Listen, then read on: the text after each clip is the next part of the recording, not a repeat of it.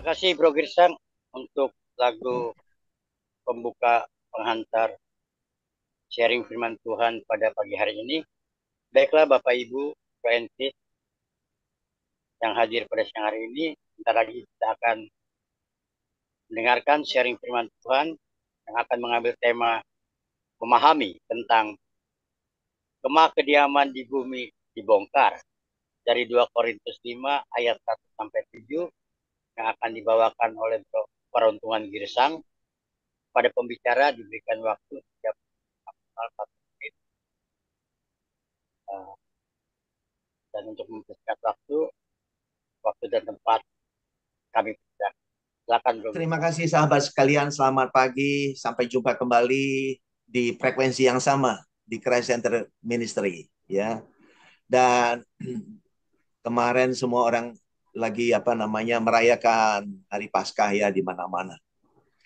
Pada hari ini kita tidak mengambil tema Paskah, tapi kita berbicara hal yang ada hubungannya semuanya di Alkitab ya. Baiklah, untuk mempersingkat waktu, sahabat-sahabat sekalian, saya akan segera mulai paparan pada pagi hari ini ya. Saya besar harapan kita semua ya, dari bahan paparan ini kita bisa belajar sesuatu. Kalau ada teman-teman menganggap ini agak berbeda atau apapun itu, ya anggap saja sebagai satu studi banding yang perlu kita renungkan bersama ya. Kita perlu renungkan bersama. Baik, saya akan coba sharingkan slide-nya ya. Sudah kelihatan kan? Ya, lanjut. Topik hari ini ialah memahami ya, memahami tentang kemah kediaman di bumi dibongkar.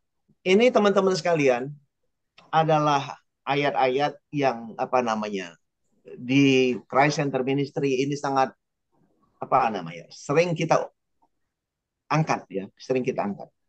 Jadi memang di dalam kehidupan kita sehari-hari, di dalam kita mempelajari kebenaran firman Tuhan, kita memang diajarkan fokus kepada hal yang rohani. Walaupun kita hidup di alam nyata, ya, di dalam kehidupan alam nyata, tetapi pikiran kita, jiwa kita, hati kita fokus kepada hal yang rohani. Ini penting sekali untuk kita tangkap. Karena Alkitab berbicara hal yang rohani. Nah, hal yang rohani inilah yang memimpin pikiran kita, jiwa kita, supaya tubuh kita, kehidupan kita sehari-hari yang nyata itu menjadi terpimpin oleh sang kebenaran yang hidup itu. Kira-kira demikian. Maka tidak heran kalau di Amsal 25 ayat 2 yang sering kita baca ialah kemuliaan Allah merahasiakan sesuatu, tetapi kemuliaan raja-raja ialah menyelidiki sesuatu. Jadi ini sangat penting bagi kita menyelidiki. Mengapa menyelidiki? Karena banyak orang, ya, kebanyakan hanya modalnya mendengar.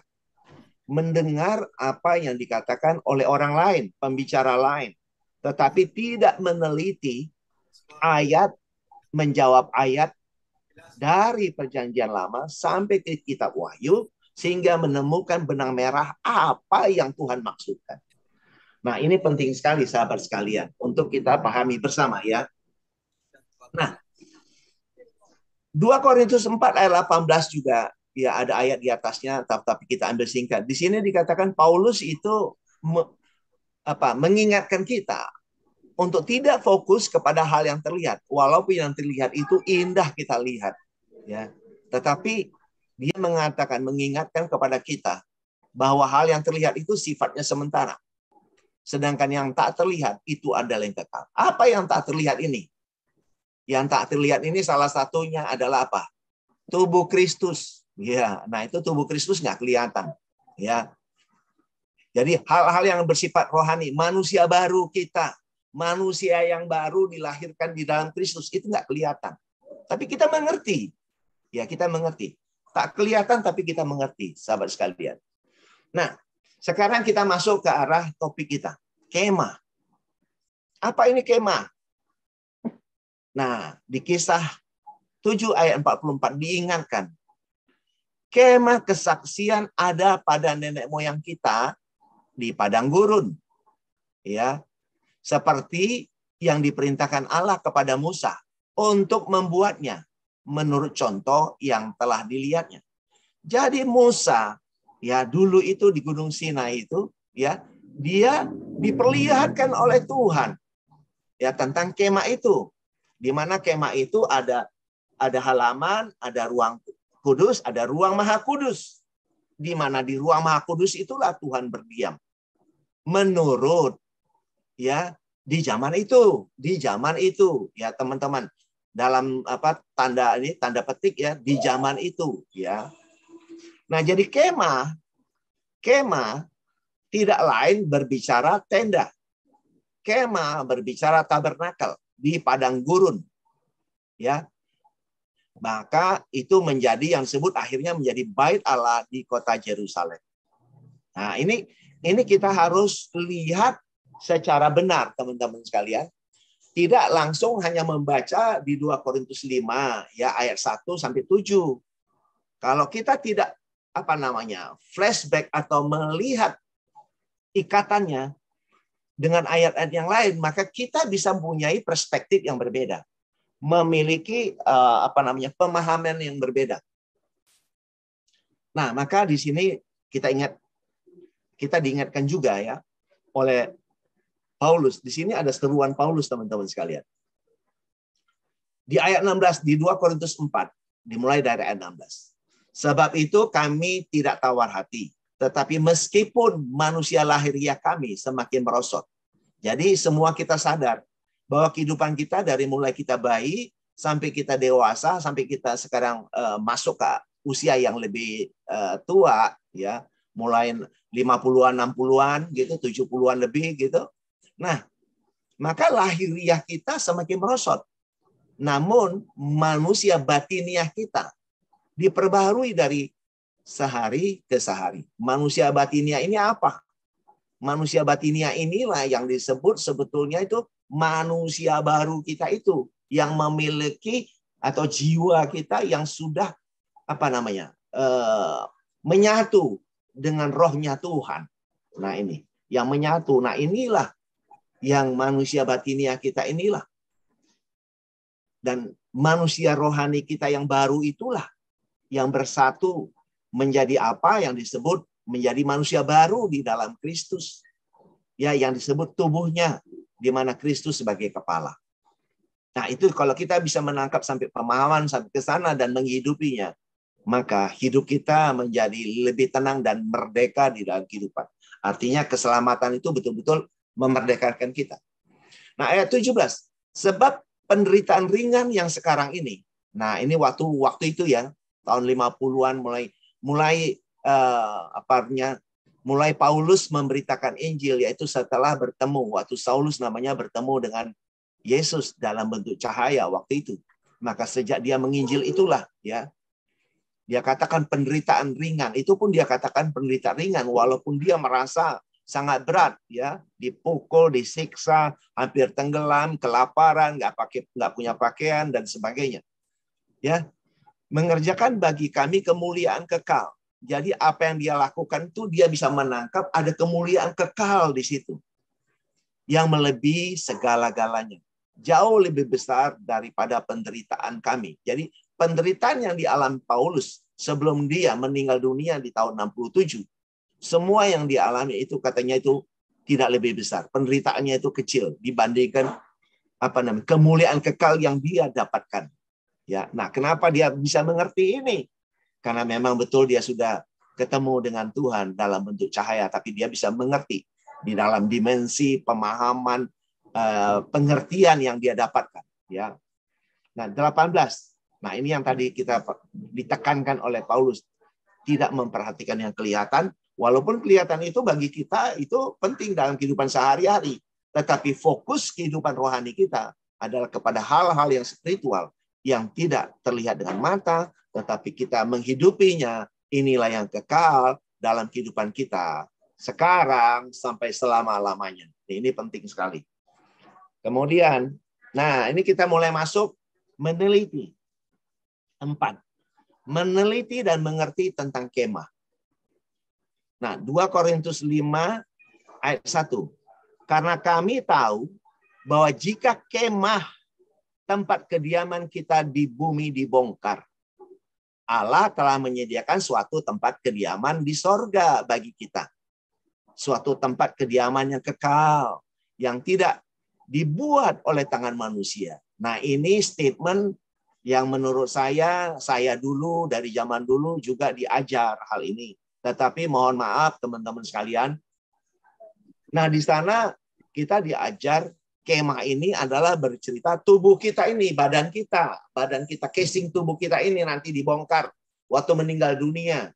Nah, ini pemahamannya dibawa ke sana. Ini pengajaran-pengajaran yang saya terima dahulu kala, puluhan tahun lamanya. Ya, saya jadi jemaat. Saya juga diajar pengajaran-pengajaran yang mengajarkan bahwa kemah itu bercerita tubuh kita, tubuh badan kita ini, teman-teman sekalian. Nah, untuk itu hari ini kita belajar sesuatu yang berbeda. Kalaupun sahabat sekalian menganggap ini perbedaannya sangat signifikan, ya mari kita renungkan bersama. Nanti kita diskusikan bersama.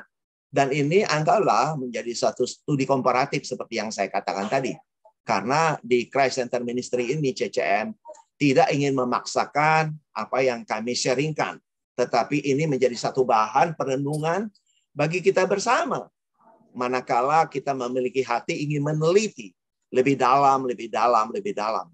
Sehingga kita pun dicerahkan, kita pun merdeka. Karena 1 Timotius 4 ayat 16 berkata, kita harus mengerti siapa kita, mengerti tentang pengajaran, apa yang mau kita ajar, supaya kita selamat dan orang pun yang mendengarkan kita juga selamat. Nah, ini penting sekali untuk menjadi konsentrasi kita, menjadi perhatian, atensi kita bersama. Manakala kita mau masuk di dalam pelayanan, ya, untuk mengabarkan kabar kebenaran, kabar keselamatan, kabar baik. Nah, juga sahabat-sahabat sekalian yang bersama dengan itu, coba mari kita perhatikan ayat Ibrani 9 ayat 8.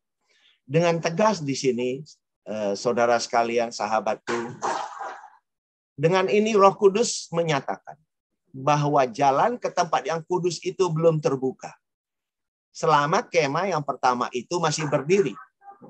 Nah, jadi kalau kemah yang pertama ini kita bilang ini badan kita, maka kita yang nggak nyambung, sahabat-sahabat sekalian. Kemah yang pertama ini adalah berbicara bait suci Allah. Ini, bagi Tuhan, bait suci dari mulai tabernakel yang ada di padang gurun sampai dengan yang ada di Yerusalem, itu disebut kemah yang pertama. Nah, kalau kemah yang pertama ini masih ada, ini ingat ya teman-teman sekalian, ini penting sekali loh. Sahabat-sahabat sekalian, ingat, ini berbicara di zaman itu, ya, di zaman setelah Yesus mati disalib pada tahun 33,5, ya. Terus berjalan di mana? Pada zaman itu ada Injil yang lain. Berbeda dengan Injil yang diajarkan oleh para rasul. Ya. Nah, disinilah terjadi perjuangan yang sangat keras pada zaman itu. Di mana para rasul betul-betul concern karena banyak ya para ahli Taurat, ya, imam-imam, orang Farisi mengganggu, mengintimidasi anak-anak Tuhan pada zaman itu, teman-teman sekalian. Nah, maka di sini dengan kehancuran bait suci Allah di tahun 70 Masehi, ya, maka dikatakan di Ibrani 9 ayat 8 ini dua diingatkan. Dengan ini Roh Kudus menyatakan bahwa ke jalan tempat yang kudus itu belum terbuka selama kemah yang pertama, yaitu bait suci Allah di kota Yerusalem, masih berdiri gagah, ya. Itu maka mereka tidak mengerti secara de jure kematian Yesus dikubur dan bangkit pada hari ketiga. Itu tidak dipahami bahwa itulah tubuh Kristus. Nah, contoh sangat jelas dikatakan di Yohanes 2 ayat 19. Jawab Yesus. Ya, jawab Yesus kepada mereka, "Rombaklah bait Allah ini." Nah, apa arti rombaklah bait Allah ini? Pada tahun itu Yesus belum mati, belum disalib. ya, belum disalib. Di mana terjadi itu Yesus berbicara di tahun 30-an Masehi sebelum salib. Dia katakan, rombaklah bait Allah ini. Nah, gitu ya. Apa yang dimaksud rombaklah bait Allah? Yaitu bait Allah yang hancur pada tahun 70 Masehi akhirnya. Nah, itulah yang dikatakan waktu itu di Matius 24 ayat 36. Hanya Bapa yang tahu, sahabat-sahabat sekalian. Jadi jangan kita sekarang masih mengatakan hanya Bapa yang tahu. Apa itu yang dikatakan hanya Bapa yang tahu?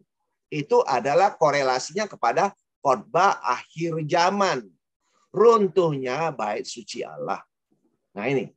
Jadi rombaklah bait Allah ini. Ya, dalam 3 hari aku akan mendirikannya kembali. Yang dimaksudkannya apa? Yaitu apa? Tubuhnya sendiri. Ya, bait Allah itu ialah tubuhnya sendiri. Karena di ayat 20 bangsa Yahudi, orang Yahudi pada zaman itu protes banget sama dia. Enak aja lu bisa membangun bait suci Allah dalam 3 hari. Kami membangun bait suci Allah yang berdiri di kota Yerusalem itu 46 tahunan. Kira-kira begitu. Nah, protesnya. Tapi mereka tidak mengerti karena mereka berpikir semua yang fisik. Yang bersifat yang bisa dilihat oleh mata, dibuat oleh tangan manusia. Tetapi Yesus sudah berbicara pada dimensi yang lain. Yaitu dimensi rohani.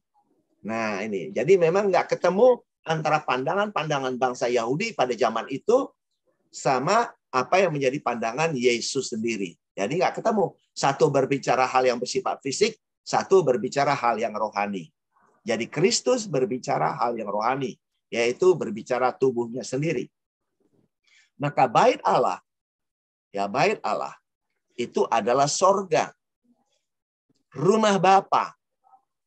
Ya, karena waktu Yesus 12 tahun sedang diskusi sama para imam, dia katakan aku ada di rumah Bapakku, gitu ya, di rumah Bapa, yaitu di bait Allah. Itulah yang disebut sorga bagi pemahaman bangsa Yahudi, karena di ruang Maha Kudus itulah Tuhan berdiam, Roh Allah ada. Nah, yang akhirnya kita tahu bahwa itu adalah tubuhnya sendiri, ya, tubuhnya sendiri. Saya lanjut teman-teman sekalian. Nah, kita sekarang memahami apa itu sorga. My Father's house, rumah Bapa. Ya, apa itu rumah Bapa? Nah, Yohanes 14 ayat 3 sangat penting sekali kita baca dalam versi bahasa Inggris. If I go and prepare a place for you, jika aku telah pergi ya, telah menyediakan tempat bagimu. Nah, I will come again. Aku akan datang kembali. And receive you to myself. Dan menerimamu masuk ke dalam diriku. Nah, kalau di dalam bahasa Indonesia, aku akan datang kembali dan mengangkatmu kepadaku. Nah, mengangkatmu kepadaku itu adalah dalam bahasa Inggrisnya dikatakan, I will come again and receive you to myself. Menerimamu masuk ke dalam diriku, dalam dimensi roh. Ya, tubuh Kristus yang bangkit pada hari ketiga.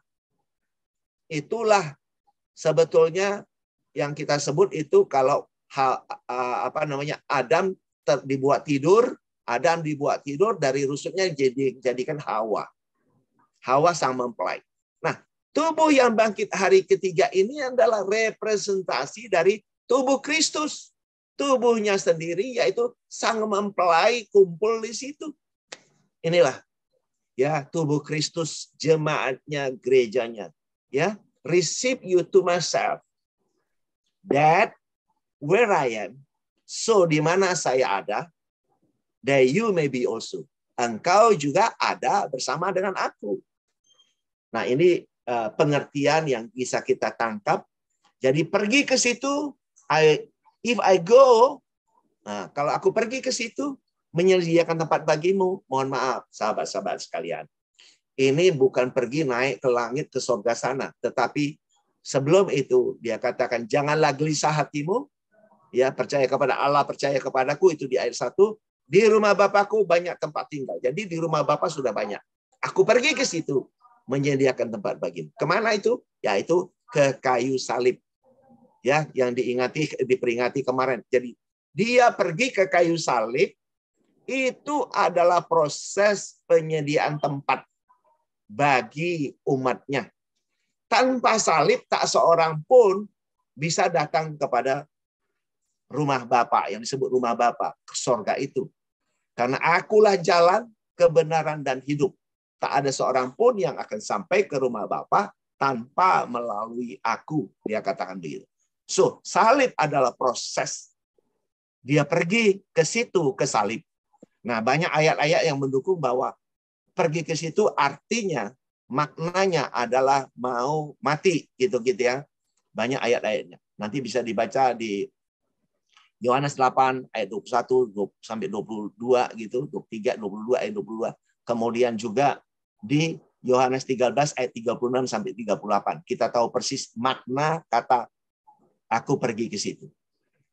Kemudian juga di Efesus 2 ayat 6 dengan tegas dikatakan and raise us up, ya. And raise us up together, dan membangkitkan, dan telah membangkitkan. Jadi ini telah membangkitkan kita bersama dengan Dia. Nah, inilah yang dikatakan sebenarnya teman-teman sekalian di 1 Tesalonika 4 ayat 16-17 itu. Inilah kita diangkat masuk dalam kemuliaannya. Yang di sana dikatakan diangkat ke awan-awan, ya, diangkat ke awan-awan. Sebenarnya ini sama. And raise us up together, dan telah mengangkat kita bersama, ya, and made us sit together, dan mendudukkan kita bersama in heavenly places in Christ Jesus. Jadi kita telah diangkat bersama Dia dan didudukkan bersama Dia di alam realita, alam sorgawi di dalam Kristus itu sendiri. Jadi to myself ini ya sama, in places in Christ Jesus itu sama. Ingat sahabat sekalian, tidak ada boleh ayat yang saling tabrakan, sahabat sekalian. Tidak ada ayat-ayat yang boleh tabrakan, teman-teman. Ya, ayat-ayat tidak boleh ada yang tabrakan. Semua ayat-ayat dari mulai kitab Kejadian sampai kepada kitab Wahyu, teman-teman sekalian, itu ayat-ayat semua memiliki pertalian, ikatan, menjelaskan, saling memperkuat satu dengan yang lain. Tidak ada satupun ayat yang tabrakan. Kalau kita mendapati ayat ada tabrakan, sahabat-sahabat sekalian, maka kita yang salah menafsirkannya. Jadi saya mau menegaskan, mengajak kita memahami ayat demi ayat, semuanya very clear, dan betul-betul mengkonfirmasi, meneguhkan, menguatkan satu ayat dengan ayat yang lain. Sehingga kita memiliki pemahaman, pengertian, understanding yang lebih clear di alam pikiran kita. Sehingga kita betul-betul selamat, kita betul-betul merdeka oleh kebenaran itu sendiri. Nah, pertanyaannya, apakah kita telah merasa merdeka oleh kebenaran firman? Ini penting sekali untuk bukan hanya diperkatakan oleh mulut bibir kita, sahabat sekalian, tapi untuk kita alami, kita hidupi di dalam kehidupan ini. Nah, ini yang menjadi pertanyaan yang jawabannya ada pada diri kita masing-masing, sahabat-sahabat sekalian. Jadi, penting kita mengerti. Ya, oke lah, kita belajar di gereja, kita belajar di STT, kita belajar di sekolah Alkitab. Semua kita alami itu. Tetapi, kita mau menelitinya sendiri. Sampai, nah, saudaraku, sampai kita mendapatkan konfirmasi di dalam hati pikiran kita. Ini saya bisa cerita ini kenapa? Karena memang itu yang my own experience. Itu kesaksian hidup yang saya alami dalam kehidupan saya. Jadi sampai kita mendapatkan konfirmasi ya di dalam hati pikiran kita. Sehingga ayat yang selama ini kita dengar, ayat yang selama ini kita baca, memberi pemahaman, pengertian, understanding yang begitu clear. Tidak ada lagi tanda tanya apapun. Kira-kira begitu. So very clear. Tidak ada ketakutan, tidak ada intimidasi apapun di dalam kehidupan kita. Sampai kita menyampai tahapan itu, kira-kira sahabat-sahabat sekalian. Nah, juga kalau teman-teman baca, sahabat-sahabat baca di Kolose 1 ayat 15 sampai 17. Bahwa Kristus itu adalah gambar Allah yang tidak kelihatan. Dan Kristuslah, di dalam Kristuslah diciptakan segala sesuatu. Baik yang ada di sorga maupun yang ada di bumi. Baik yang kelihatan maupun yang tidak kelihatan. Baik singgasana maupun pemerintahan. Semua diciptakan oleh Kristus untuk Kristus. Dari Dia untuk Dia. Maka ditegaskan di ayat 17. Sebelum segala sesuatu ada, Kristus sudah ada. Dan segala sesuatu ada di dalam Kristus. Nah, segala sesuatu apa? Yang termasuk yang ada di sorga, yang ada di bumi. Sorganya pun ada di dalam Kristus itu. Nah, tapi mohon maaf sahabat-sahabat sekalian. Kalau kita berbicara kata-kata Kristus, pertanyaannya adalah pikiran kita melihat Kristus yang mana? Nah, ini menjadi pertanyaan bagi kita.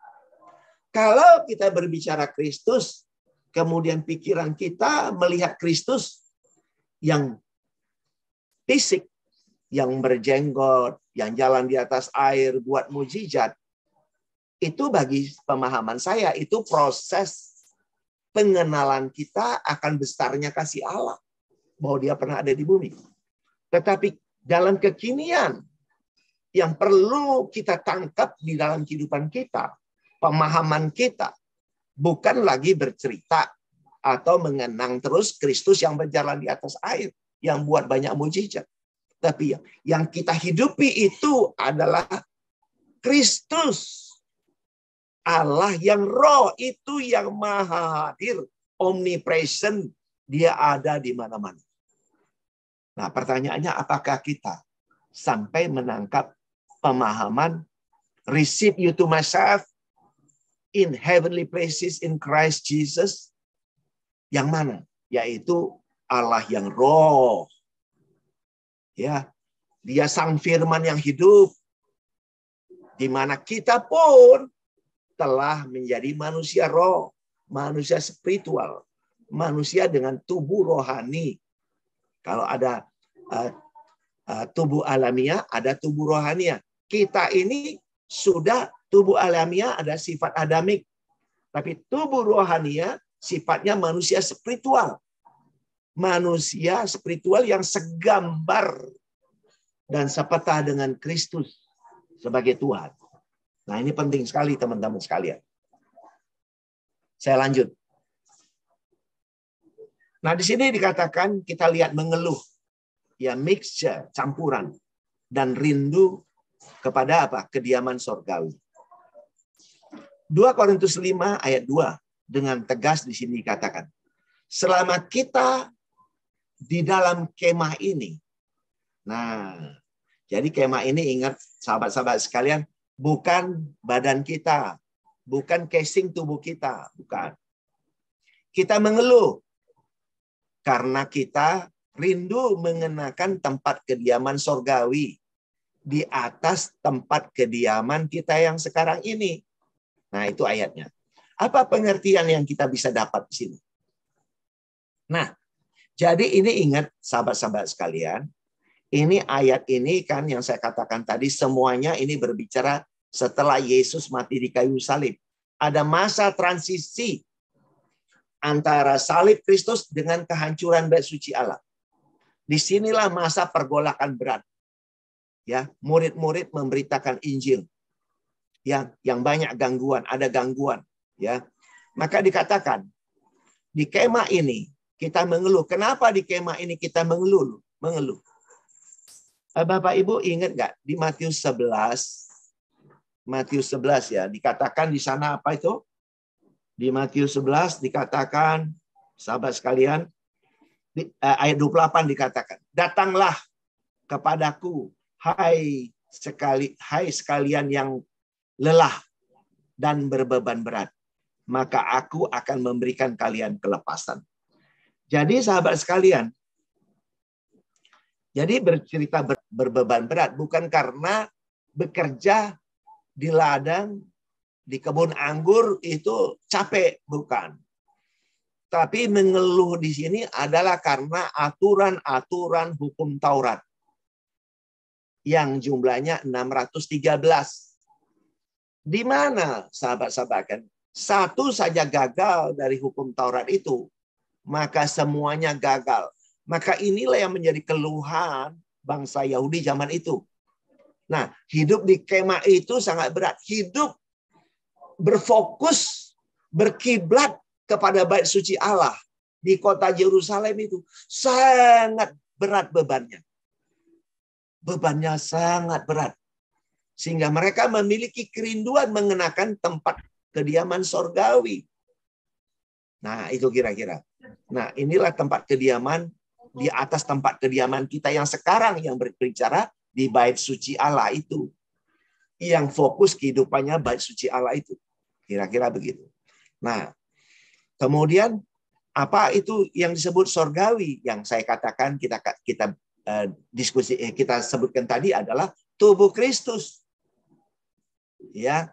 Nah, inilah yang saya katakan tadi, mengeluh itu adalah beban berat. Tekanan hukum beban hukum Taurat, juga tekanan para imam. Tekanan orang Farisi dan orang Farisi dan orang ahli Taurat. Ya. Nah, makanya waktu zaman itu kenapa berat? Karena mereka ada yang mau percaya Kristus, Injil Kristus, juga dibarengi, juga harus mengikuti juga hukum Taurat gitu ya. Nah, disinilah yang disebutkan Paulus berkata, jangan percaya kepada Injil yang lain. Ya. Jadi ini betul-betul memberatkan kepada orang-orang percaya juga pada zaman itu, teman-teman sekalian. Ya. Maka kapan ini dibongkar? Ya, dibongkar. Ya, dibongkar itu ya terjadi di tahun 70 Masehi. Ya, kemah itu dibongkar tahun 70 Masehi. Nah, kenapa waktu itu dikatakan mereka mengeluh? Karena memang itu belum terjadi. Artinya apa? Aturan-aturan, ya, peraturan hukum Taurat masih mengikat kehidupan mereka di zaman itu, teman-teman sekalian. Sehingga mereka ingin terbebas dari kemah itu, dari belenggu ikatan dari bait suci kemah itu mengikat mereka dengan aturan-aturannya yang 613. Nah, ini kupasan yang menurut hemat saya ya sangat penting untuk kita renungkan, teman-teman. Untuk kita dalami, kita ajarkan, kita sharingkan kepada banyak orang.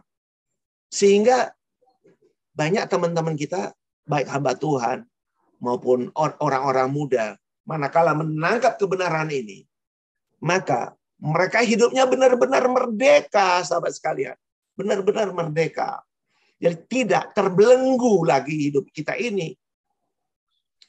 Ini sesuatu yang menurut kajian, perenungan yang saya dapatkan, ini sangat luar biasa.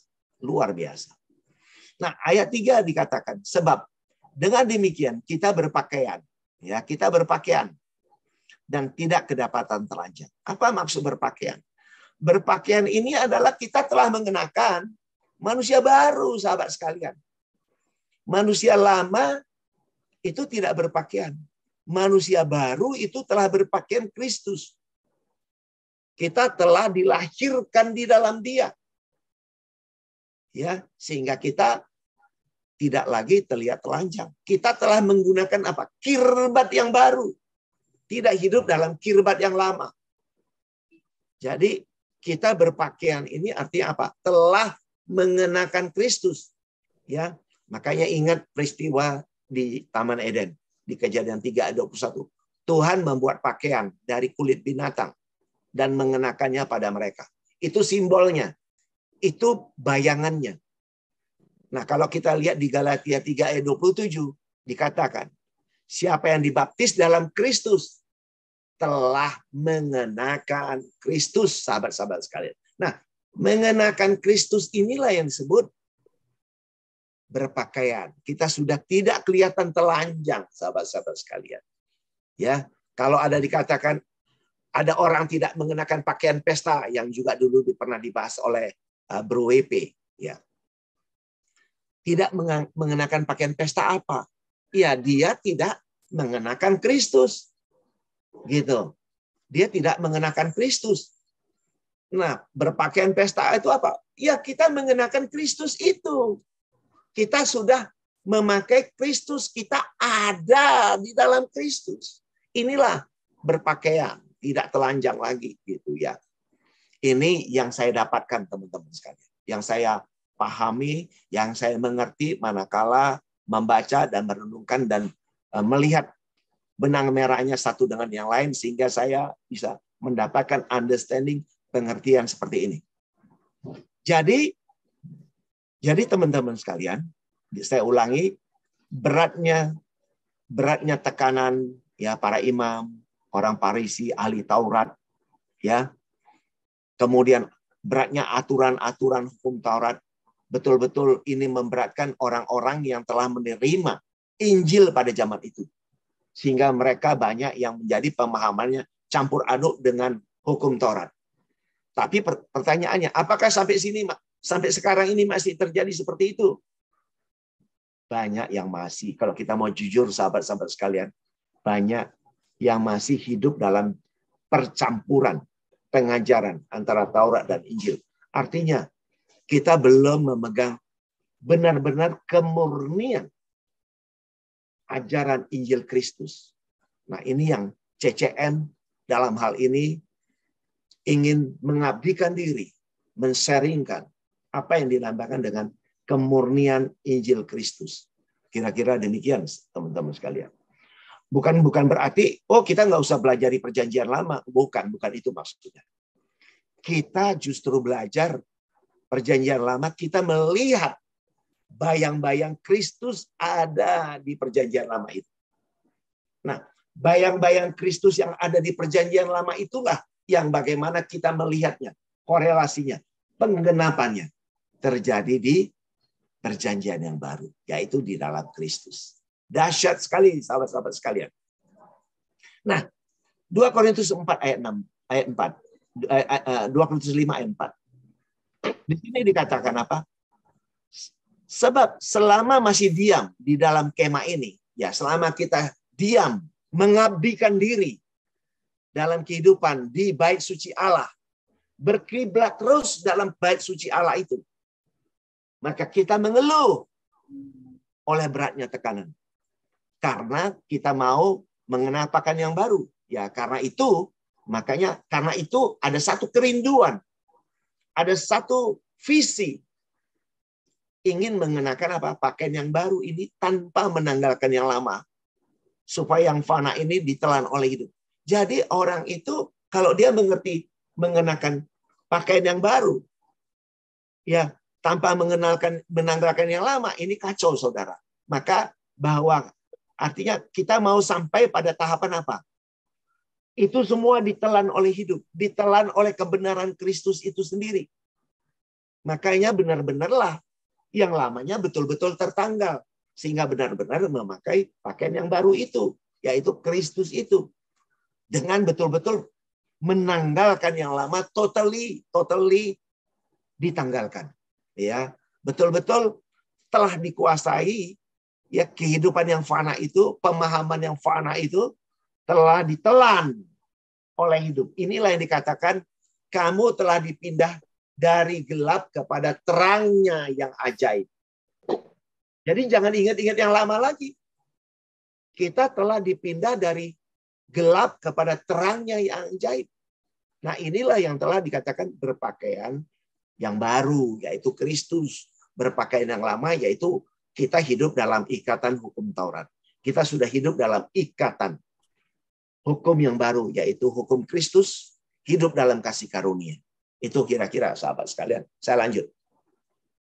Nah, 6. Allah telah mengaruniakan roh dan jaminan. Nah, di 2 Korintus 5 ayat 5 di sini dikatakan, tetapi Allah lah yang justru mempersiapkan kita. Ya memang ini semua karya Allah, bukan karya kita. Ya, tidak ada karya kita. Ya, justru ya Allah lah yang justru mempersiapkan kita untuk hal itu dan yang mengaruniakan roh kepada kita sebagai jaminan segala sesuatu yang telah disediakan bagi kita. Jadi karunia roh inilah kenapa disebut karunia roh.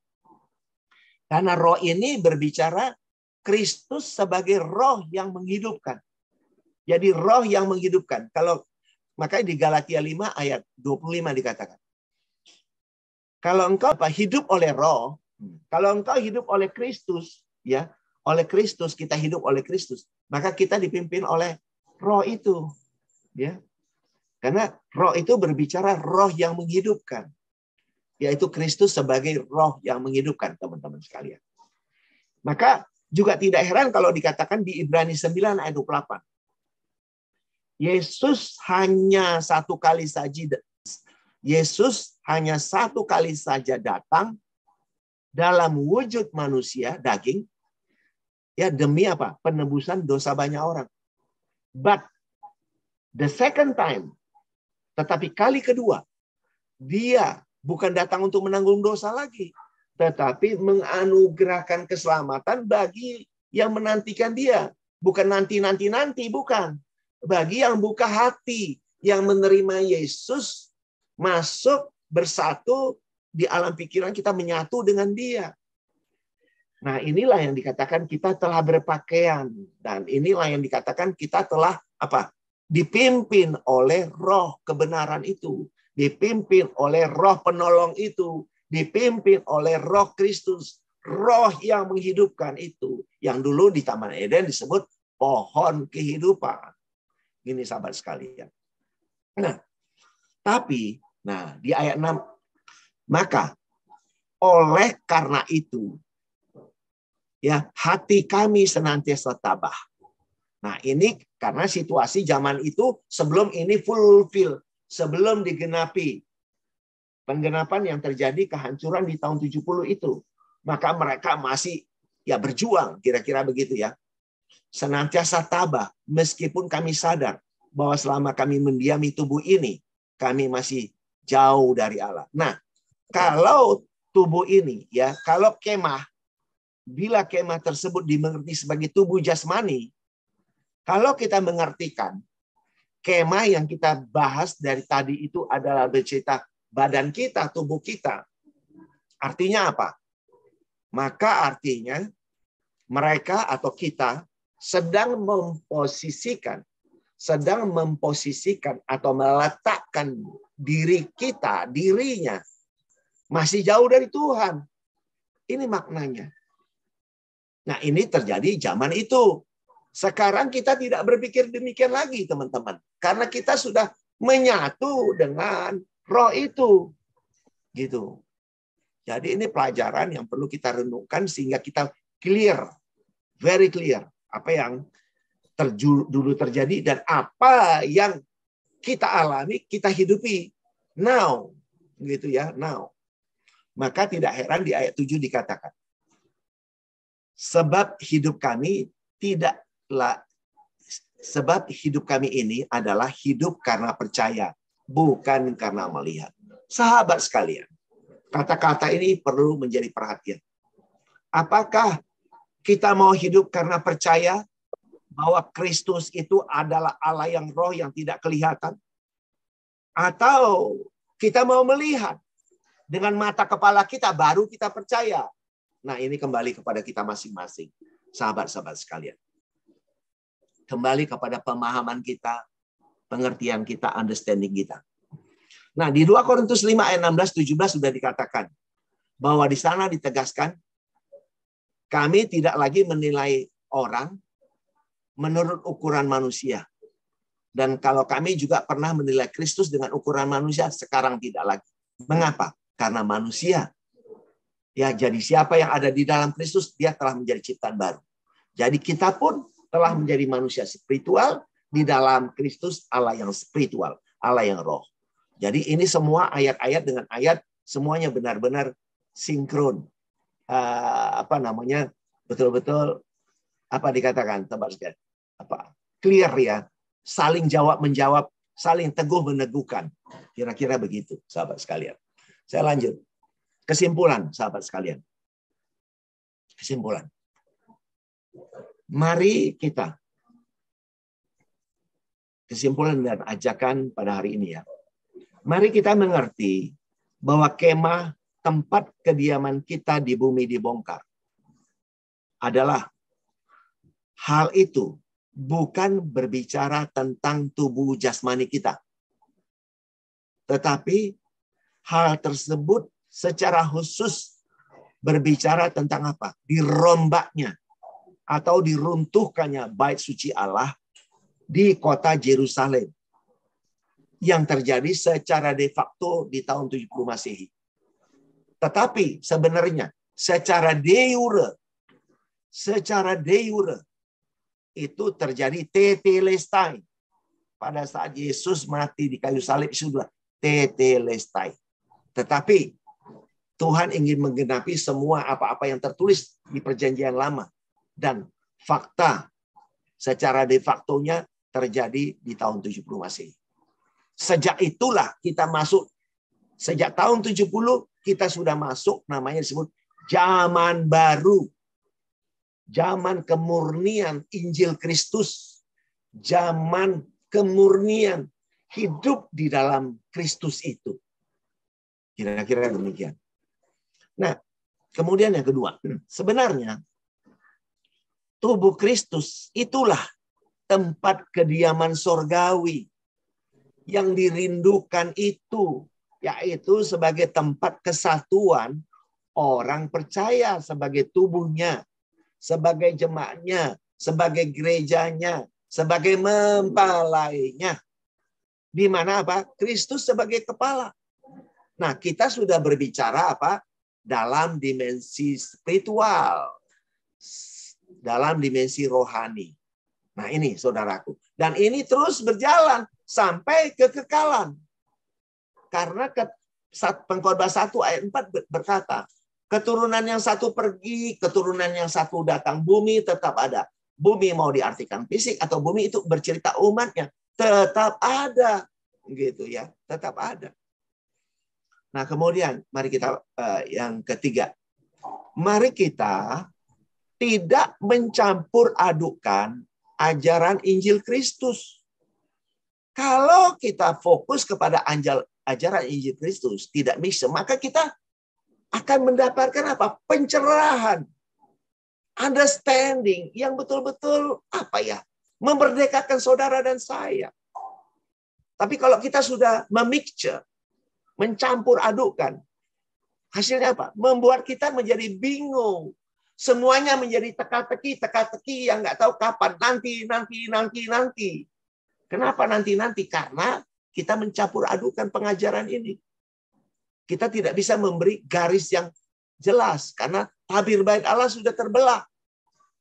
Gitu ya. Nah, ini sudah terbelah. Jangan kita campur-campur lagi. Kita sudah murni kepada Injil Kristus. Nah, dengan pemahaman yang hukum Taurat mixture campuran pada zaman itu ya, pada zaman itu pun, nah inilah yang menjadi keluhan yang memberatkan bagi mereka seperti adanya intimidasi. Ya, mereka merasa itu berat dan apalagi diintimidasi para imam, ahli Taurat, ya, orang Farisi. Kamu nggak begitu, kamu harus ikut hukum Taurat, harus begini gitu ya. Nah, so itulah sangat berat sekali pada zaman itu. Tidak di zaman sekarang. Ya, kecuali orang itu yang memposisikan dirinya terikat oleh masih terikat hukum Taurat. Nah, itu maka itu yang memberatkan dirinya. Kalau di zaman now masih ada orang seperti itu. Nah, kemudian kita pun tidak bisa menilai orang menurut ukuran manusia. Sebab apa? Sebab telah menjadi ciptaan baru yang sifatnya spiritual. Ya, itulah yang kekal.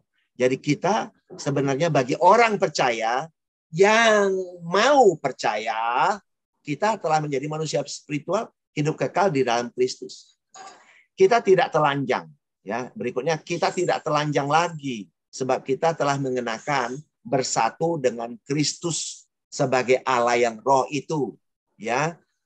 Dialah sebagai kepala kita, kitalah tubuhnya yang tidak terlihat dengan mata kepala, ya.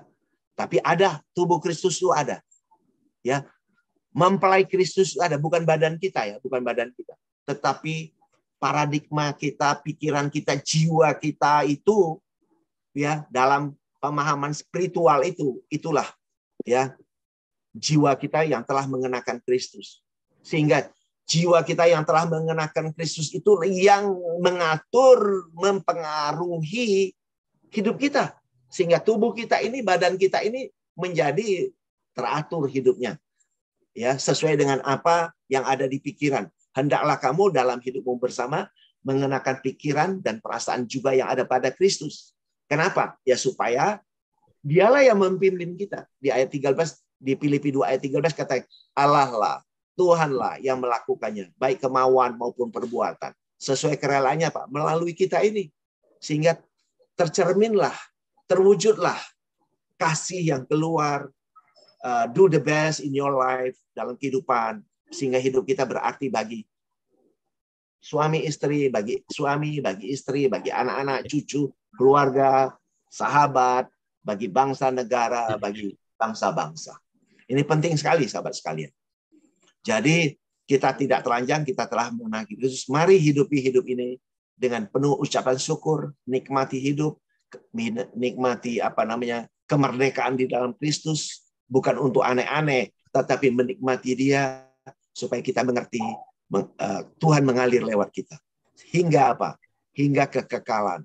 Terus terjadi kita di dalam Dia sampai dalam kekekalan. Walaupun pada satu titik yang tidak bisa ditawar-tawar, tubuh badan kita ini akan kembali ya meninggal dunia dari tanah kembali menjadi debu tanah. Demikian yang disampaikan sahabat-sahabat sekalian. Bro Girsang untuk sharing firman Tuhannya luar biasa ya kan, poin-poin yang dibicarakan